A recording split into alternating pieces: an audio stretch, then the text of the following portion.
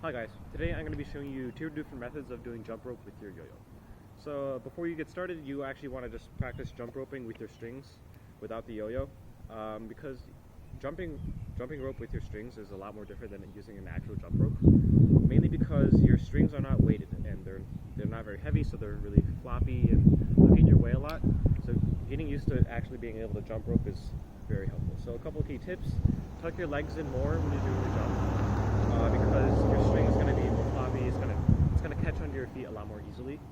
So making sure you tuck your knees high enough is one big thing. Secondly, make sure you're using a lot of force when you're like swinging your arms in front of you, and that will help the string travel faster and it'll be more of a loop rather than like a flop. So here, jump like that. Again, tucking your knees high and then swinging down hard. So once you can do that consistently, add in the yo-yo. So like I said, there's two different methods of jumping rope. The first one is with the yo-yo off the string. The second one is with the yo-yo on the string. So the one with the yo-yo off the string is a bit more simple, so I'll show you that first. So all you're going to do is a toss, a jump rope or two, and then catch it. So so firstly you gotta have faith in your own toss. You gotta make sure that you know where it's gonna land. You gotta be able to toss it straight up, or at least relatively straight, and trust yourself to know that it's gonna come down and you'll be able to catch it. So you want to be able to like toss it and then like be able to catch it within a moment's notice without looking up the whole time, because when you're doing the jump rope, you're not going to be looking up. So again, making sure you can toss it up and being able to catch it somewhere you know where it's going to land. So once you can like have a reasonably consistent toss, you're going to add in the jump. So you're going to use the motion of your arms to wind up after you've tossed. So you know, like when you're doing jump rope and you start with your hands behind your arm, your back, and then you jump forward. So we're going to use the motion of the toss to get to that position.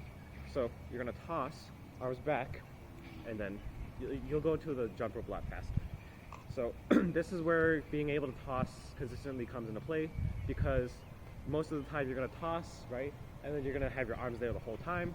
Well, now you're going to have to toss and bring your arms back in the same motion, and that might mess up your toss a little bit. So definitely practice this before you do your actual jump rope. So now that you can do that, just try the actual toss. Make sure you're tossing high enough so that you have enough time to finish at least one jump rope. So you're going to toss, back, jump, catch. So try to keep your head up as much as possible. Like if you can jump rope without looking at your feet, it'll give you a lot more time to look at the yo-yo and estimate where it's going to fall. So toss, jump, and if you can look up, you can track it, it'll be easier to catch. Again, this is where being able to toss consistently comes into play, and being able to do that motion. So it's a lot to do first. Okay, so now the second method.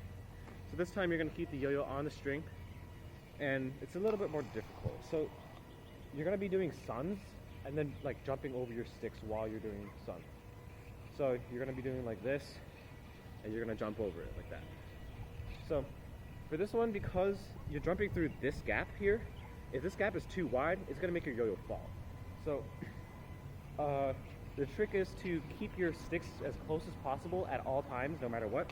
So that means like when you're behind your back, your sticks should be together. When the yo-yo is in front, the sticks should be together, and they should only widen when you're trying to jump. Okay, so even then you want to keep them as close as possible. So I keep my arms at my hips here, like physically touching my hips, and then I open my wrists out like that. That gives me more room, but at the same time it's conserving as much space as possible so the yo-yo doesn't fall off. So I'll show you what it looks like. So first I do a wind up like this, because then I can just go like bam, jump, right? So instead of like starting here and then like jumping over, stepping over. So do a sun in the opposite direction first as your wind up, as if like you're throwing the string back behind your back, and then bam.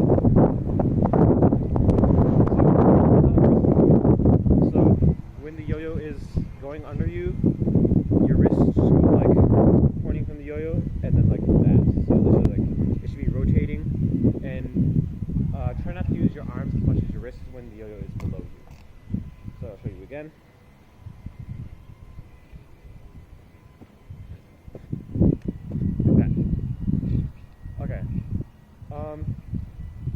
make sure you're tucking your feet again. If you hit your yo-yo, it's fine. You don't necessarily need a loop for this one also. I find it's actually easier without a loop because it gives you more string length, just a tiny bit. But if you're not comfortable, the yo-yo will fall off a lot if you're like just starting to do this, so be careful. Again, just keep your arms as close as possible at all times, and you should be okay. I'll show you from the side now.